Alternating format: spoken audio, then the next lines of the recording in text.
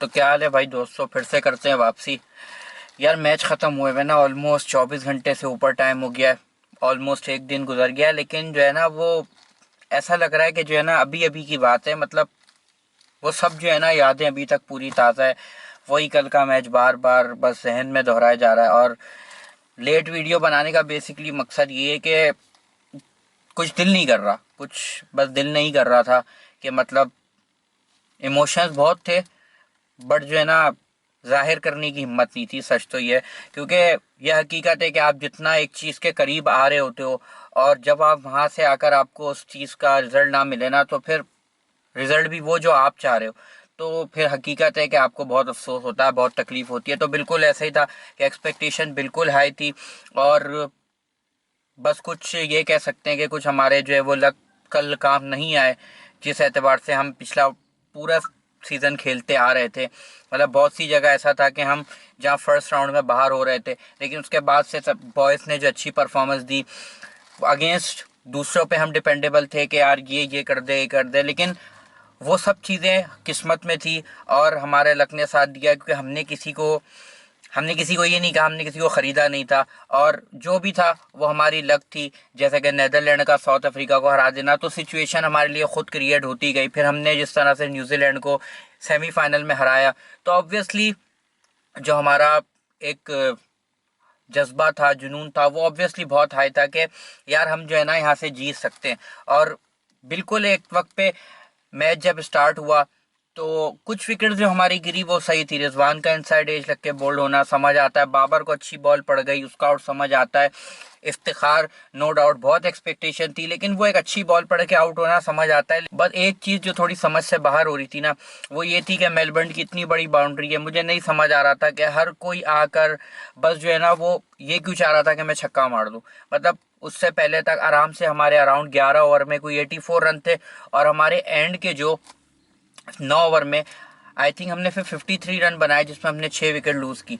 उसमें से जो विकेट गई उसमें से मुझे तो नहीं याद पड़ रहा कि कोई अच्छी बॉल पे एज सच विकेट गई। हर कोई यही चाह रहा था जो है ना वो हिट करने में आउट हो रहा था, जबकि आराम से हमारे 16 ओवर में 120 रन थे। अगर इसके लिहाज से हम वहाँ से हर ओवर में 10 रन भी करते तो हमारा आराम से 155 160 रन होता, और जो इस पिच पे ऑब्वियसली आसान नहीं होता।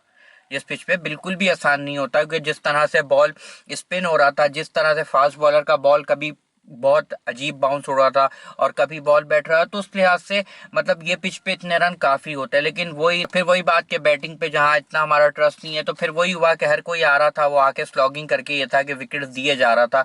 उसमें शादाब हो चाहे उसमें मसूद, हालांकि वो बहुत अच्छा सेट हो गया था। और बस इसी तरह से कहानी चलती गई। लेकिन उसके बावजूद जब 138 रन बोर्ड पे थे जो इंग्लैंड को चेस करने थे, तो बिल्कुल एक भरोसा था, एक उम्मीद थी कि यार हमारी बॉलिंग लाइनअप में इतना दमखम है कि हम रोक सकते हैं। और बिल्कुल बॉलर ने फिर से हमें बिल्कुल भी कोई जना डिसअपॉइंट नहीं किया, बहुत अच्छी ओवरऑल परफॉर्मेंस थी। बस वही बात कि जैसे लक थी वो कल इंग्लैंड के साथ बहुत ज़्यादा थी, क्योंकि काफ़ी हद तक ये था कि शुरू में नसीम शाह को बिल्कुल थोड़ी सी पिटाई लगी, लेकिन उसके बाद अच्छी बॉलिंग चल रही थी। और जिस तरह से वो डेथ ओवर्स में आया था, उसके बाद ऑलमोस्ट पूरा पूरा ओवर जहाँ पे स्ट्रोक बीट होता गया, लेकिन एक भी एज नहीं लगा। और शुरू में बिल्कुल यही कहानी चल रही थी बटलर के साथ भी, but it's a part of the game. अब कुछ कर नहीं सकते इस पे सिवाय बातें करने के, क्योंकि जो होना था वो हो गया। लेकिन इन दी एंड फिर भी बॉलर्स ने हमारे बहुत अच्छी एफर्ट की, ओवरऑल सबकी बहुत अच्छी परफॉर्मेंस थी। बस एक टर्निंग पॉइंट जहाँ पे और उम्मीदें थोड़ी सी गिर गई वो ये था कि शाहीन का वहाँ पर इंजर्ड हो जाना।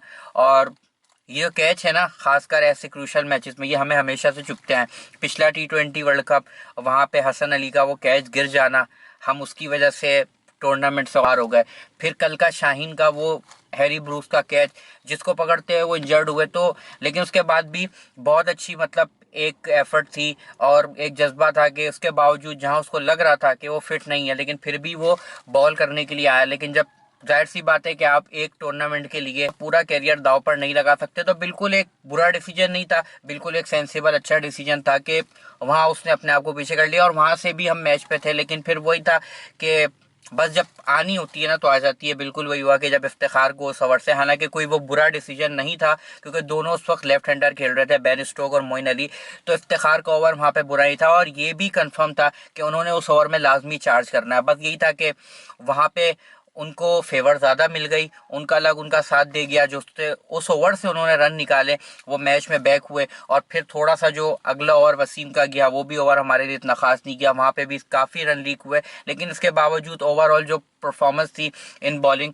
वो बहुत अच्छी थी, आगे एक अच्छी साइड थी। उसके अगेंस्ट इस तरह से मैच खेलना कि हम वन साइड मैच नहीं हारे, बज़ाहिर ये लग रहा था, और शायद ये भी हो सकता था कि अगर कोई और टीम होती, जिस तरह से हमने सेमीफाइनल में देखा, तो इंग्लैंड की जिस तरह की बैटिंग लाइन थी वो शायद इस मैच को बड़ा वन साइडेड ख़त्म कर देते इन 15-16 ओवर और बहुत कम आउट पे, लेकिन हमने उसी पिच पे उनकी 5 विकेटें भी ली।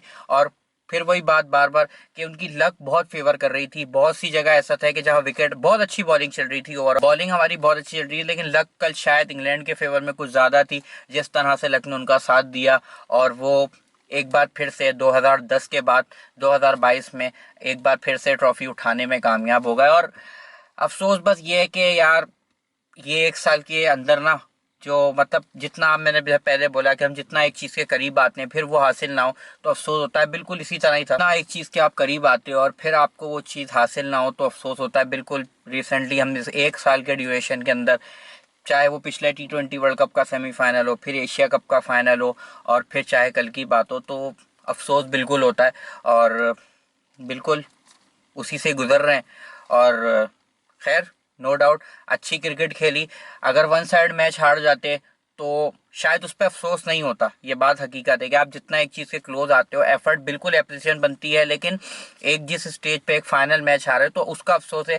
टीम से कोई गिला शिकवा नहीं है, बहुत अच्छा खेले, ओवरऑल अच्छी परफॉर्मेंस थी और जहां कोई ये नहीं सोच रहा था कि हम इतना आगे आएंगे, हम वहां पे 16 टीमों ने पूरे टूर्नामेंट में compete किया जिसमें से हम नंबर 2 पर फिनिश हुए, तो ये बहुत बड़ी बात थी ओवरऑल इस टूर्नामेंट में। जबकि ऑस्ट्रेलिया, साउथ अफ्रीका और न्यूजीलैंड जैसी टीम वो हमसे पहले, इंडिया जो हमसे पहले आउट हो गई, और हम वहाँ पर टॉप 2 पे अगर फिनिश करते हैं तो ये पॉजिटिव ज़रूर था। इसके अलावा और बहुत से हमारी बॉलिंग जो थी वो हमारे लिए पॉजिटिव था, मिडिल ऑर्डर हमारा क्लिक करने लग गया। तो जहाँ चीज़ें कुछ बुरी हुई और जहाँ कुछ यादों ने, बहुत सी कुछ चीज़ों ने जहाँ पे वहाँ उदास किया, तो बहुत सी चीज़ें अच्छी थी, पॉजिटिव भी थे आगे के लिए।